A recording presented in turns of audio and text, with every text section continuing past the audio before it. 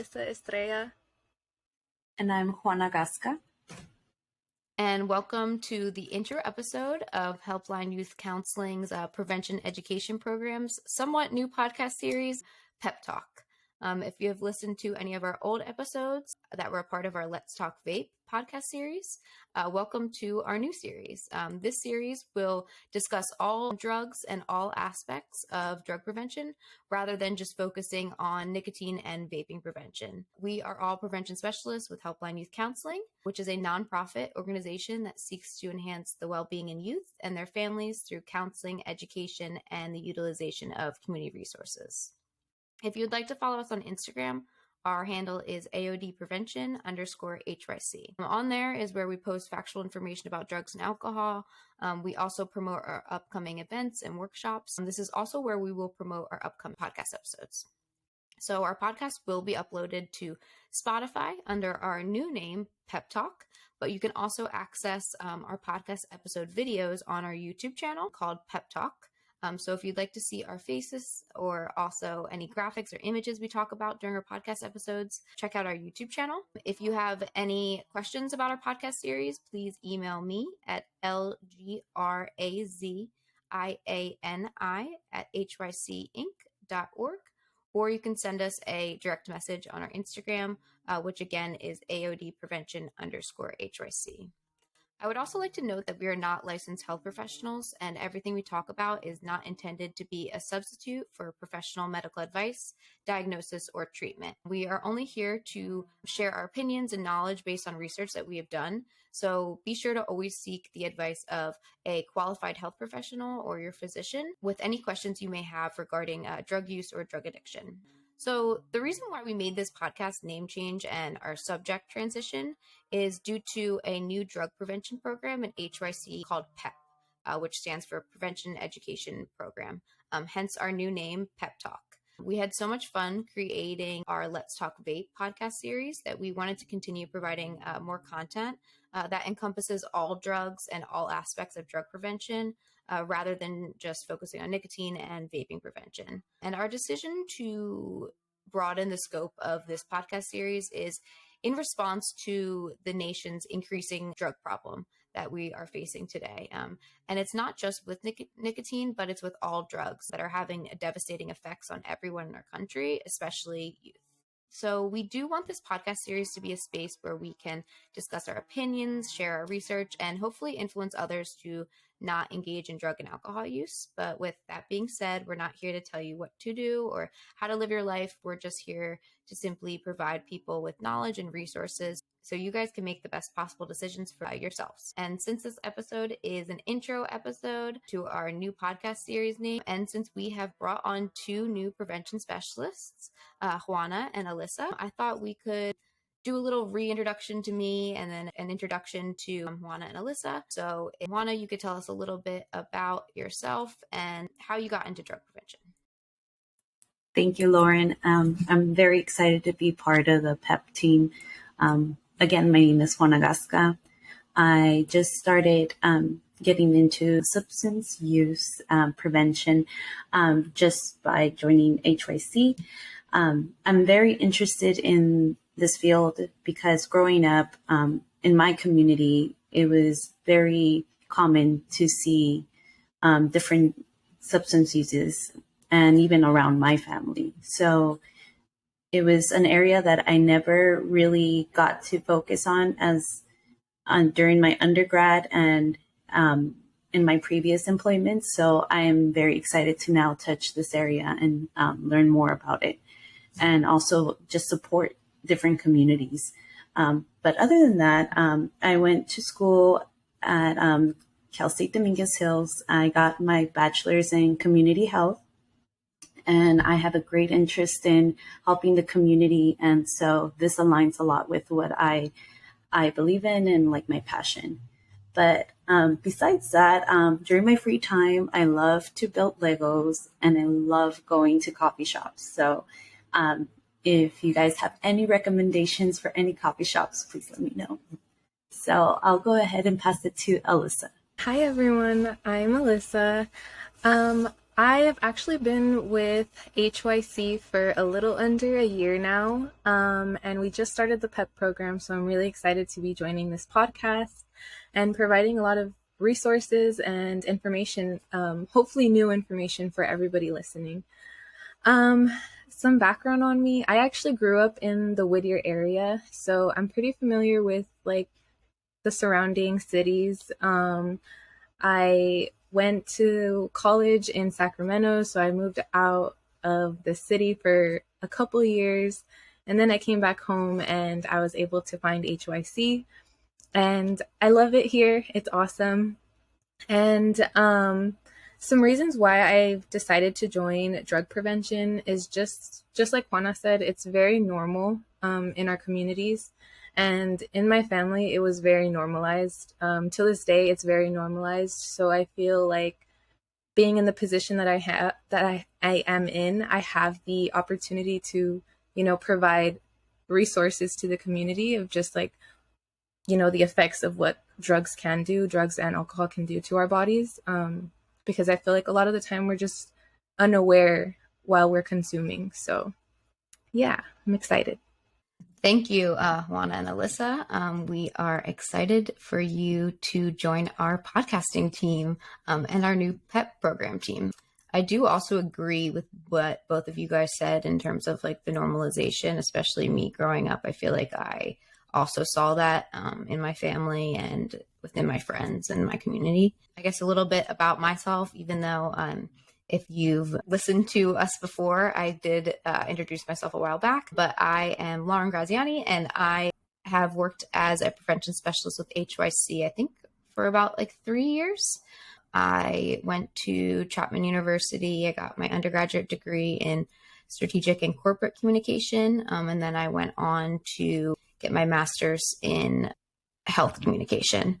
So that's kind of where the prevention education came from. But I guess my passion for drug prevention kind of started when I was younger in high school. I didn't, I guess, pick the best friend group, I guess, that parents would like you to pick, I guess. And it started out a little bit what seemed like innocent partying, just like drinking, stuff like that.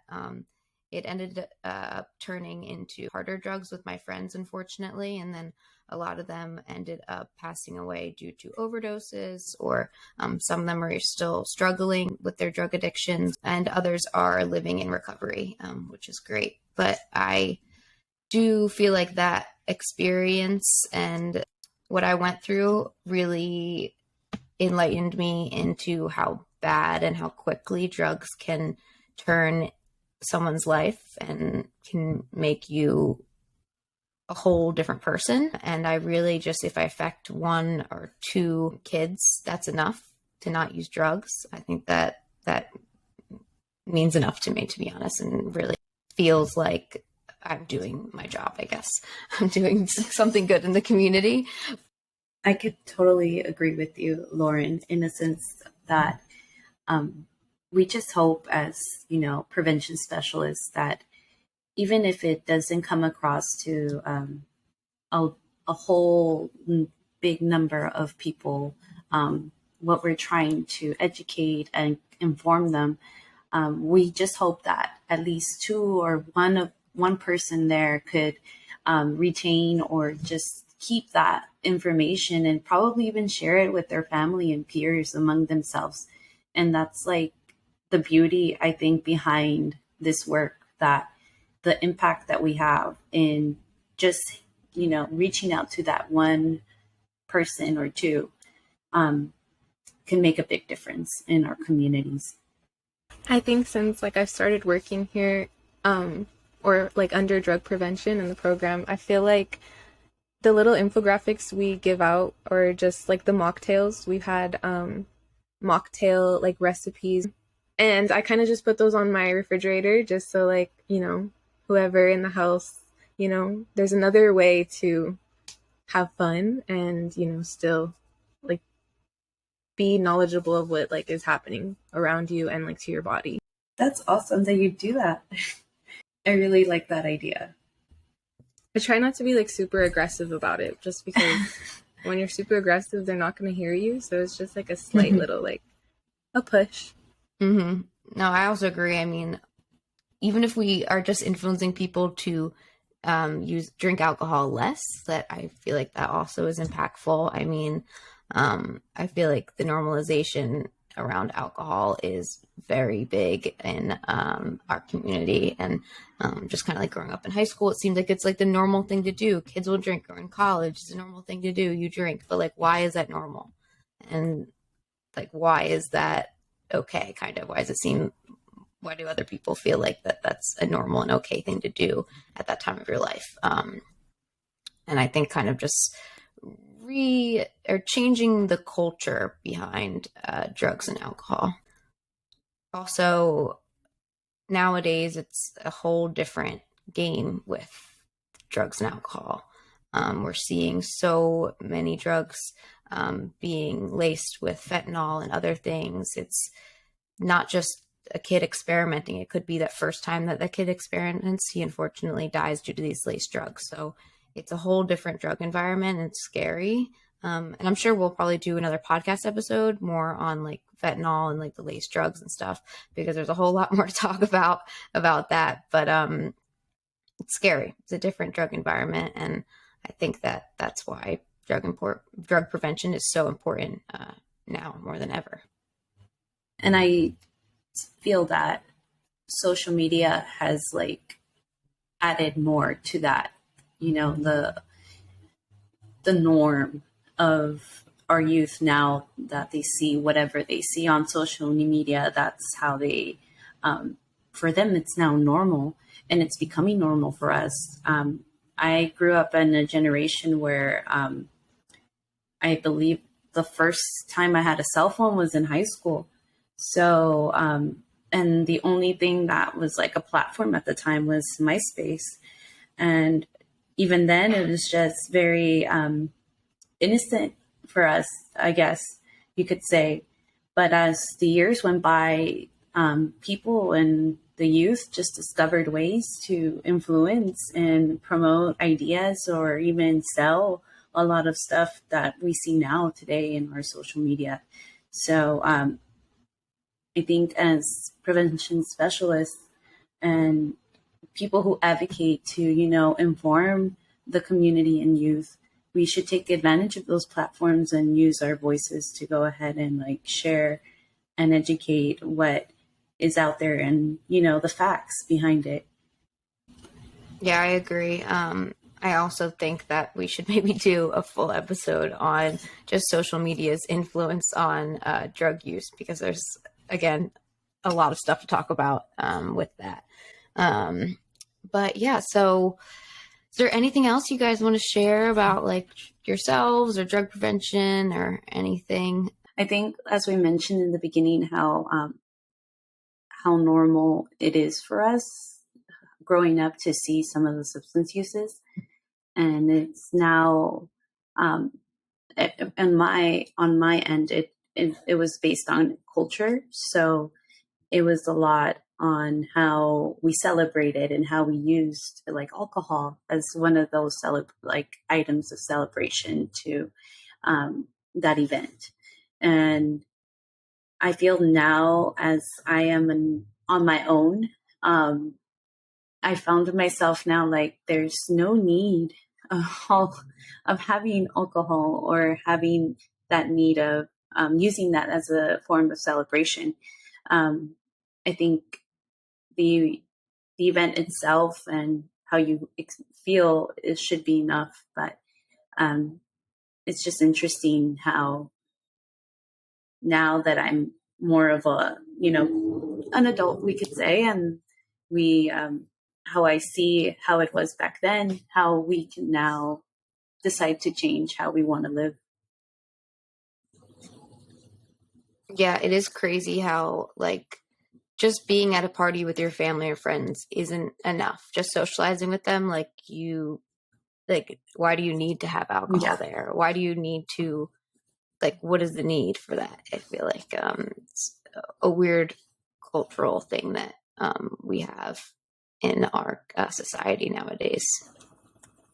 I also think that our work especially is like more important now, because we're up against a lot of big money companies, like the alcohol industries and cannabis Yeah. industries, and they're profiting off of like commercializing to the youth. So that's where we come in and we share what we have, so that that the community is also aware and that youth are also aware earlier on, so that um, they don't have to get to by the time they're our age to realize that, like, oh wow, maybe I didn't make those right choices, you know.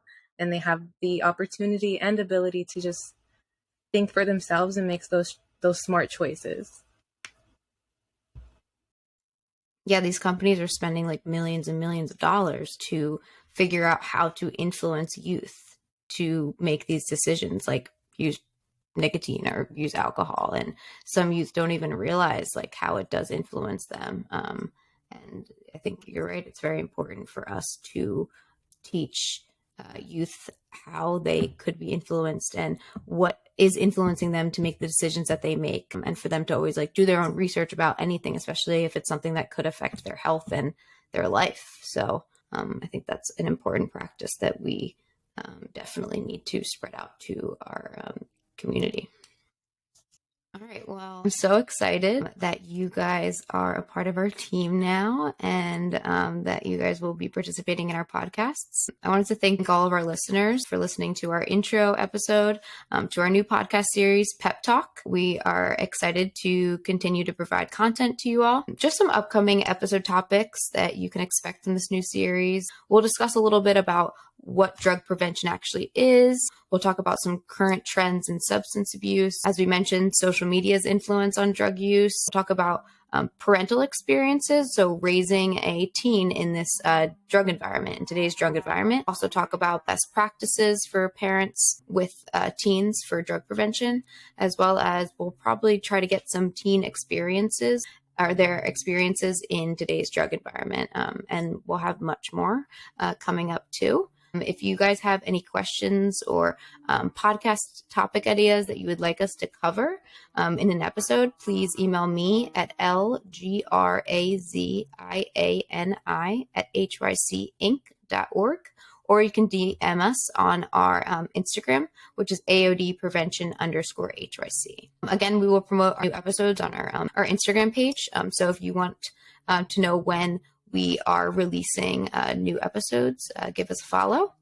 These episodes will be uploaded on Spotify, as well as our YouTube channel, Pep Talk. And you can check out our faces as well, and graphics or any images we talk about on our YouTube channel videos. Thank you again for listening, and we hope that you tune in for our next episode.